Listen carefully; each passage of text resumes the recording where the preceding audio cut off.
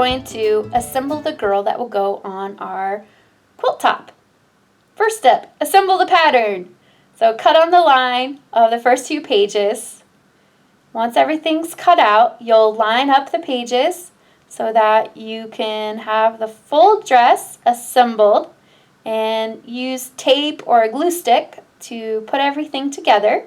If you do use tape, I highly recommend that you tape on both the front and the back to make sure it stays together while you do the tracing and assembly. Once everything is taped together, you can at that point decide if you would like to alter the pattern. So I've provided 3 dresses and 3 hairstyles, but you can make them uniquely yours. So in this instance, I decided maybe I might want to have short hair on my girl. Another option would be maybe instead of 1 big giant bun, I'd want to do 2 smaller buns. You also can alter the dress. In this case, I really like this pattern for the sleeveless dress, but maybe she needs some straps. Or maybe I want to alter the neckline. So in this case, I decided I wanted to slightly round the neckline, and then I wanted to give her some sleeves. I personally don't wear many sleeveless things, so I added some little cap sleeves to her dress. So feel free to draw and have fun making each of these patterns uniquely yours. Once you have the pattern that you want to use, take a piece of FUSIBLE webbing that's slightly larger than the dress, and we're going to trace all of the parts of our girl. The first thing you'll want to trace is her dress. It's the largest piece. You'll trace all the way to the bottom. And the next thing that we're going to trace is a shirt. So the reason that I trace a shirt is because we are going to layer this girl on a dark background. And with white fabric for her dress, you would see the dark background through the dress. And I personally don't like that. So I go ahead and trace another shirt. So only about to where her waistline is, or just below where her arms meet the dress. The ruffles that we add for attaching her collection will cover up the bottom half. So it's not necessary to have the whole thing traced twice. I label my pattern pieces so that I know what fabrics they're going to go on. So in that case, I labeled it dress and white. Then I'm going to trace the head, and I trace just inside the hairline so that when I put the hair in place, it'll overlap her head appropriately and her head won't be sticking out above her hair. Then you're going to trace her neck, arms, and torso. For the torso, you trace just inside the dress line. And for her arms, go ahead and trace just a little bit into the dress. We want her arms to be able to tuck behind her back. Instead of look like they were chopped off at the wrists, I trace a little bit longer so there actually is dimension to your girl. I do the same with the neck. I trace a little bit higher into her face so that her face will overlap her neck and provide some dimension to her face. Again, I label all the pieces so I know that those are going to be on the fabric I select for her skin. And I decided I wanted to use the short hair. If you select one of the longer hairstyles, be sure to trace the face because you'll want to cut the face out of the hair pattern so that her face will be able to shine through behind her hair. Once you have everything traced, you want to cut out loosely around the pattern. Don't cut on the line, cut just outside the line.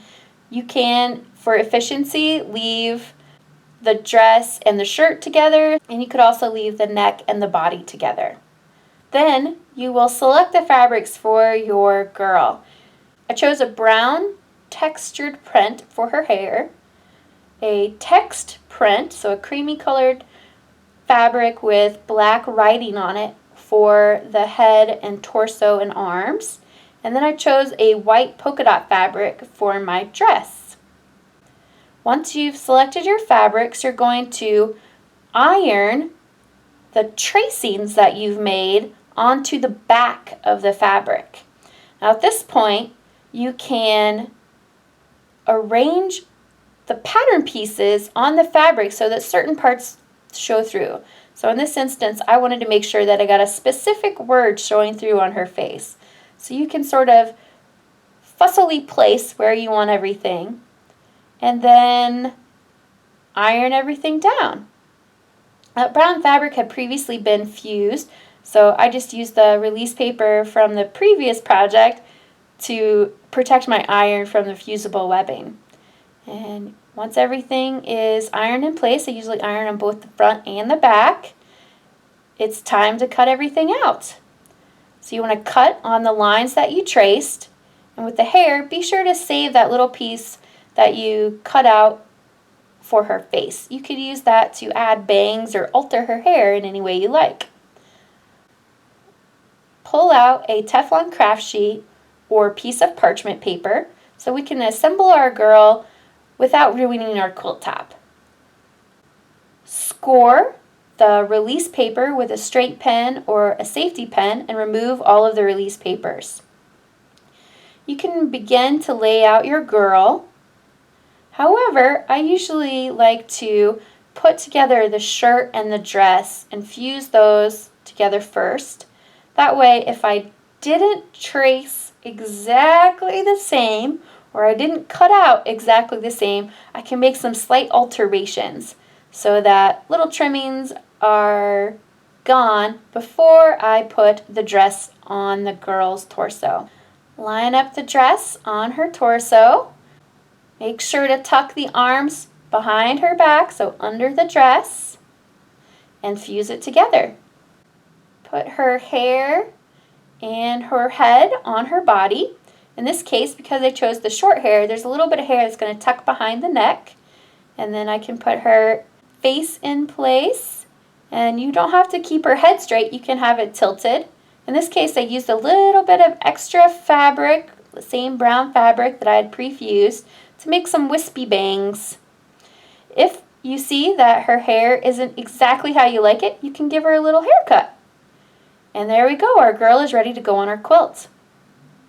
Grab your quilt top and arrange the girl where you would like her. You can put her off to one side, you can put her directly in the middle. The most pleasing place to put her is off to one side. You can think about it in terms of the rule of thirds for photography. So her head would be about a third of the way down the quilt. And in this case, you want to make sure that the bottom of her dress lines up with the bottom of your quilt. Once your girl's in place, iron her down. Your girl is ready for outline stitching.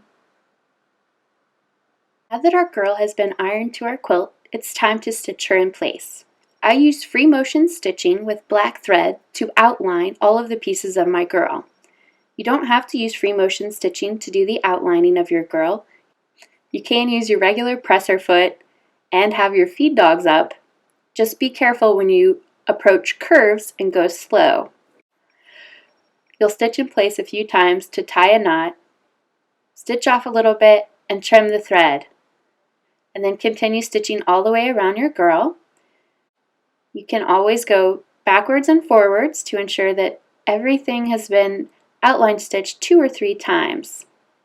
If you've missed parts of her, you can always come back to make sure that every part of her gets stitched over 2 or 3 times.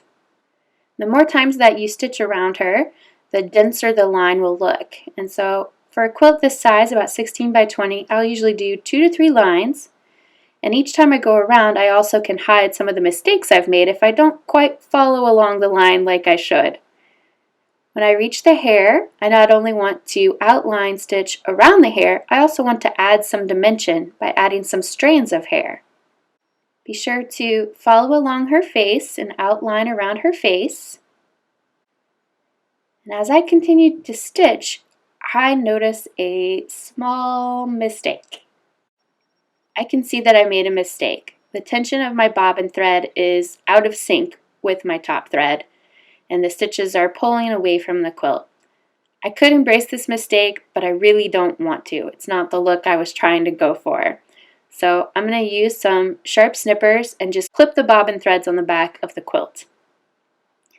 This will take me about 2 or 3 minutes to get all of the threads out of the back And then I can use basically my fingernail, running it over the front of the quilt, to pull the stitches up and snip them out of the way. Once all of the awry stitching has been removed, you can start over. You do free motion quilting. Your bobbin thread and your top thread don't always line up, but you do want them to hold together. And so that's why I didn't just embrace that mistake.